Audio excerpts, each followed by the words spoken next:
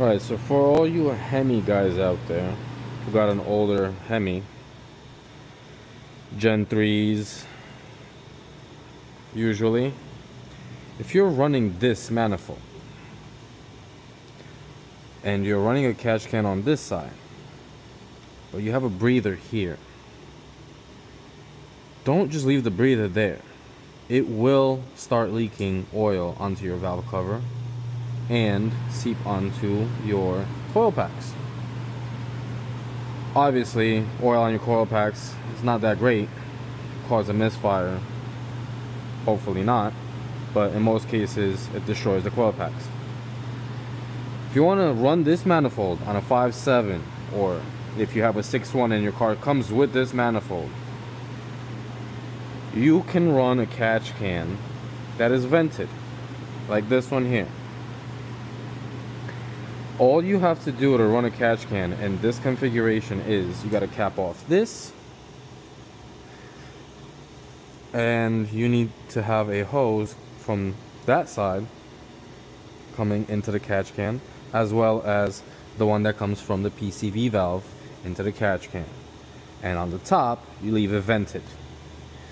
Now here you would cap this off. If you do not cap this off, your car will not run properly.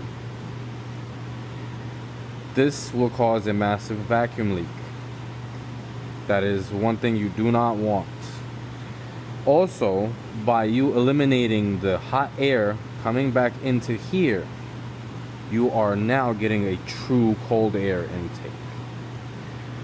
Same thing goes for here. Normally, you would have the hose come from here into the intake itself. That will just put hot air into this pipe from inside the motor. From here, it's the same thing. It would put hot air inside the manifold from the PCV valve. That just defeats the purpose of the whole cold air intake. You want true cold air intake, you want to maximize your performance. This is the way you're supposed to have your catch can set up.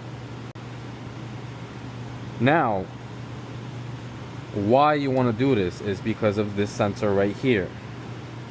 This is your air intake temperature sensor. This reads the temperature in this area here, thus making the car add or subtract fuel to compensate for that temperature of the air intake. Now, if you're adding hot air to here, this obviously is going to be hotter. If you're adding hot air to here from inside your motor,